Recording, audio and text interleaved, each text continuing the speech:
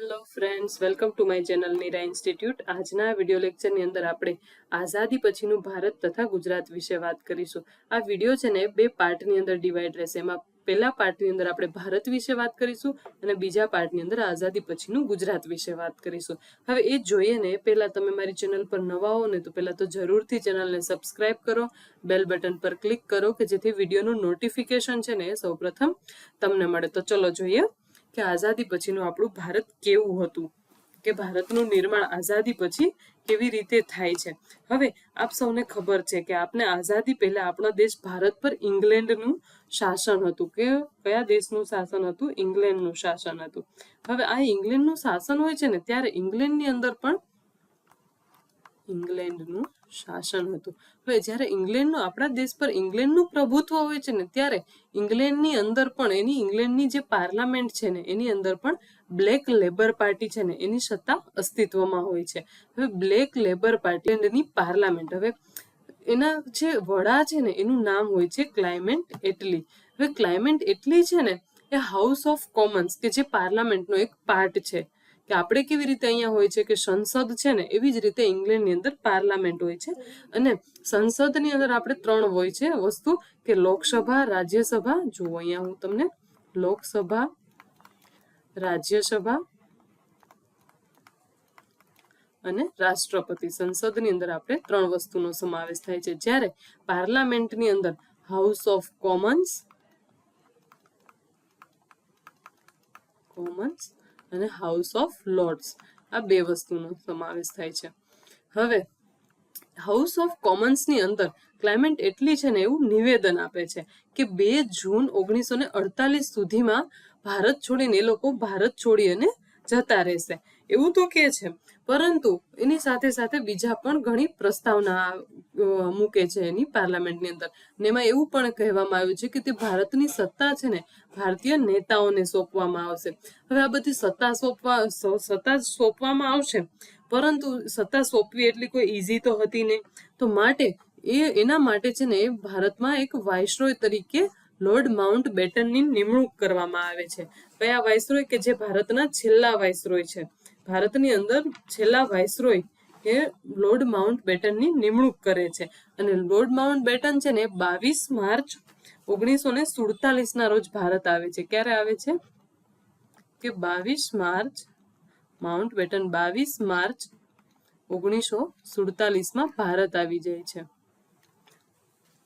અને mount batten, હવે આપણે જોઈએ માઉન્ટ બેટન હવે ભારતમાં તો આવી જાય છે, પરંતુ આવી કામ કરવાનું હોય છે ને તો માટે માઉન્ટ બેટન પણ છે ને આવી અને એક યોજના રજૂ કરે છે. જે યોજનાને આપણે માઉન્ટ બેટન યોજના તરીકે ઓળખીએ છીએ. પણ એ યોજનાને આપણે થોડીક ડીપમાં સમજીએ કે એની અંદર શું શું હતું. હવે માઉન્ટ બેટન છે ને માઉન્ટ બેટન, જો મેં તમને હમણાં જ કીધું કે 22 માર્ચ 1947ના રોજ ભારતમાં આવી જાય છે. અને એમનું એક જ લક્ષ્ય હોય છે. શું હોય છે? કે ટૂંક સમયમાં ભારતને સ્વતંત્રતા અપાવવી. એ માઉન્ટ બેટનનું લક્ષ્ય હોય છે. હવે માઉન્ટ બેટન છે ને એ ભારતને છે ને, જો અહીંયા માઉન્ટ બેટન ભારતને ક્યારે આઝાદ કરી દે છે? તો કે 15 ઓગસ્ટ 1947ના રોજ માઉન્ટ બેટન છે ને એ ભારતની સત્તા ભારતીયોને આપી દે છે.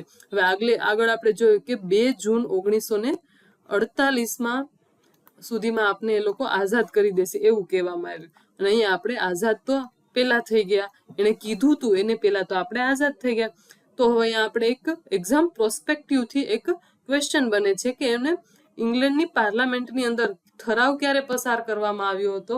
કઈ ડેટ સુધીમાં? તો કે 1948 સુધીમાં આપણને આઝાદ કરી દેશે એવો ઠરાવ પસાર કરવામાં આવ્યો. આ ડેટ મહત્વની છે માટે.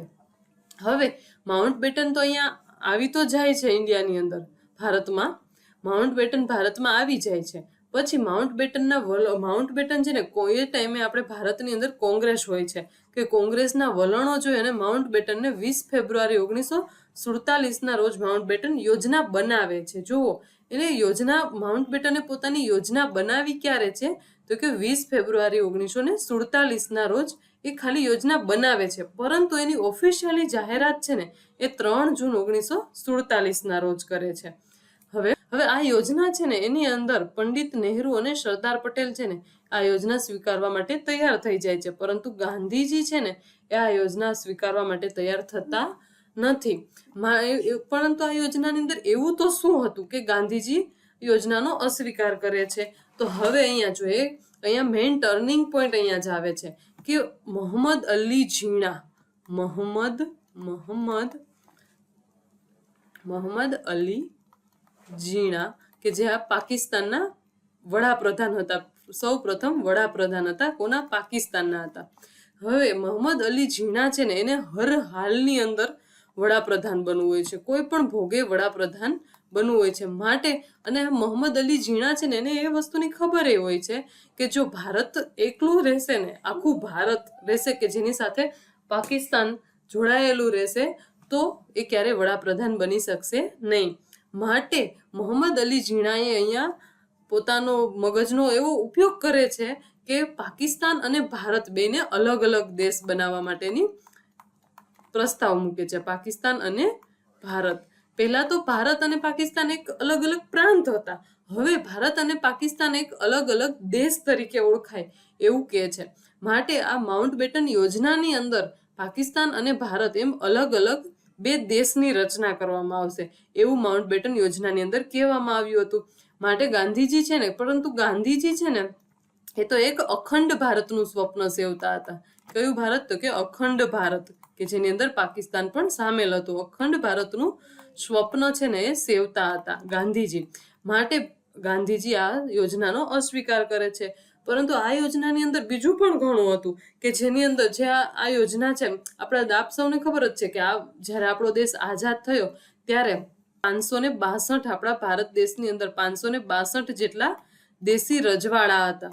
દેશી રજવાડાઓ હતા. કેટલા હતા? જો આ યાદ રાખજો આંકડો, 562 જેટલા દેશી રજવાડા હતા.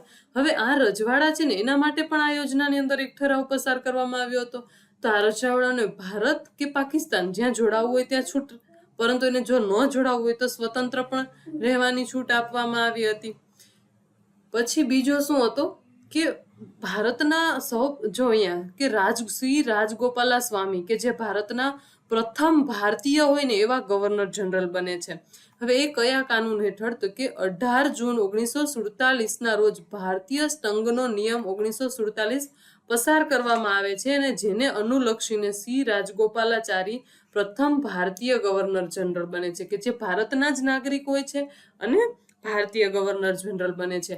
હવે આ દેશી રજવાડા છે ને, હવે 14 ઓગસ્ટ અહીંયા જો, હવે 14 ઓગસ્ટ 1947 રોજ પાકિસ્તાન પણ સ્વતંત્ર થઈ જાય છે અને એમના વડાપ્રધાન પણ મોહમ્મદ અલી જીણા બને છે, જે આપણે આગળ જોયું.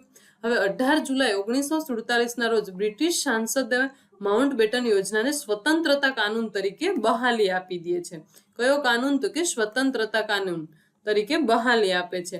હવે આપને ખબર છે કે જ્યારે આપણા દેશ આઝાદ થયો ત્યારે ભારતની અંદર આગળ મેં કીધું કે 562 જેટલા દેશી રજવાડા હતા. એમાંથી 562 માંથી 559 જેટલા દેશી રજવાડા છે ને એ વિલય પત્રની અંદર સાઇન કરવા માટે હસતા મોઢે રાજી થઈ જાય છે.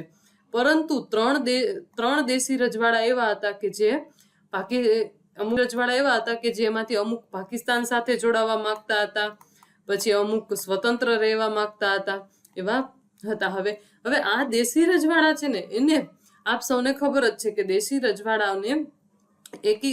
રજવાડાને ભારતની અંદર જોડવામાં ખૂબ મહત્વનું કામ કર્યું હોય ને તો એ છે આપણા સરદાર વલ્લભભાઈ પટેલ, કે એનું કઈ રીતે એકીકરણ કર્યું છે અને કેવી રીતે ભારત સંઘની અંદર જોડ્યા, એમાં ખૂબ મહત્વની સામ દામ દંડ ભેદની નીતિ અપનાવી અને સરદાર વલ્લભભાઈ પટેલ છે ને એની પોતાની ખૂબ મહત્વની ભૂમિકા ભજવે છે.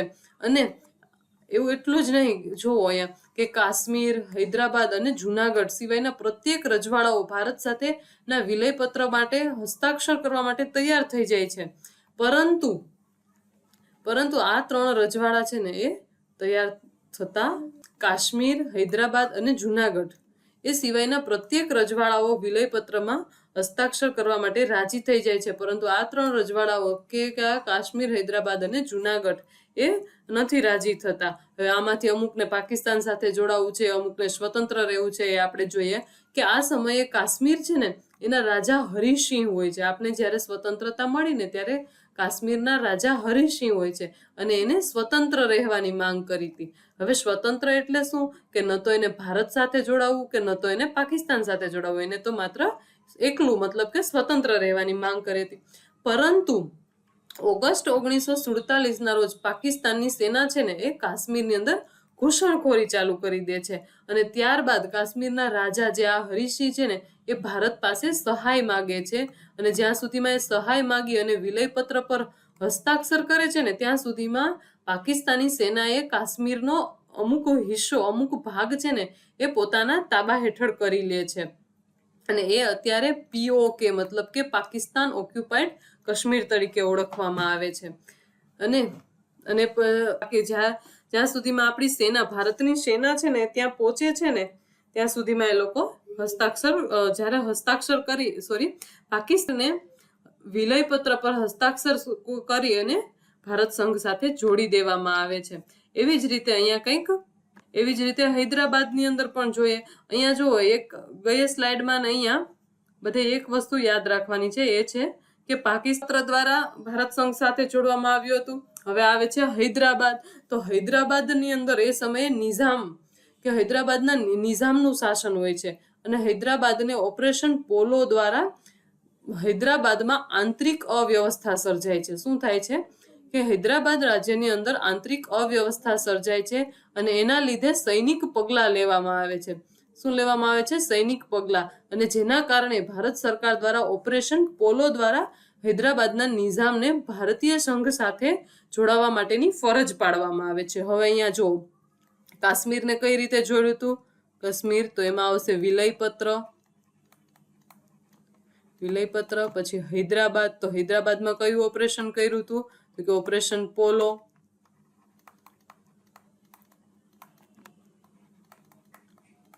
હવે પછી આવશે જુનાગઢ. હવે આપણે જોઈએ જુનાગઢ. તો કે ફેબ્રુઆરી 1948 ની અંદર જુનાગઢને જનમતના આધાર પર ભારત સંઘમાં જોડવામાં આવ્યું હતું. કયું મત? તો કે જનમત. હવે આની જુનાગઢમાં પણ બહુ હતું કે જુનાગઢનો નિઝામ છે ને, આ જુનાગઢનો ઇતિહાસ છે ને આપણે ગુજરાતનું આઝાદી પછીનું ગુજરાત છે ને એની અંદર આપણે ખૂબ ડિટેલની અંદર ભણીશું, પણ અહીંયા આપણે થોડુંક જોઈ લઈએ ઉપર છલું કે 15 ઓગસ્ટ 1947 રોજ ભારત તો આઝાદ થયું, પરંતુ ગુજરાતમાંથી જુનાગઢ અને તેનો પ્રાંત બાટવા અને માણાવદર કે જેની અંદર મુસલમાનની સંખ્યા કરીબન 13,000 હતી અને જ્યારે હિન્દુની સંખ્યા માત્ર ને માત્ર 1,000 હતી. અને એ સમયે મુસલમાનની વસ્તી જાજી હોય તો સ્વાભાવિક છે કે એ લોકોને પાકિસ્તાન સાથે જોડાવા માંગતું હતું, પરંતુ વ્યવહાર પોસિબલ નહોતો કેમ કે એનું ભૂપૃષ્ઠ સ્થાનના કારણે વ્યવહાર છે ને એ પોસિબલ વસ્તુ નથી. હવે જુનાગઢ આપને ખબર છે કે ગુજરાતના મેપમાં કઈ સાઈડ આવે છે, અહીંયા પાકિસ્તાનમાં જોડાવું કોઈ સંજોગોમાં પોસિબલ નથી.